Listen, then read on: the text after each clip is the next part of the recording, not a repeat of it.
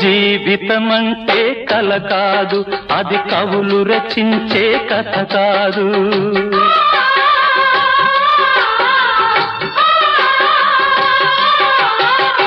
జీవితమంటే కల కాదు, అది కవులు రచించే కథ కాదు.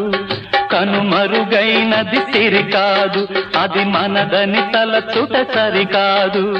కుడి ఎడమైతే పొరపాటు లేదను నానుడి సత్యం కాదు, ఇది అందరికి అర్థం కాదు. ఓ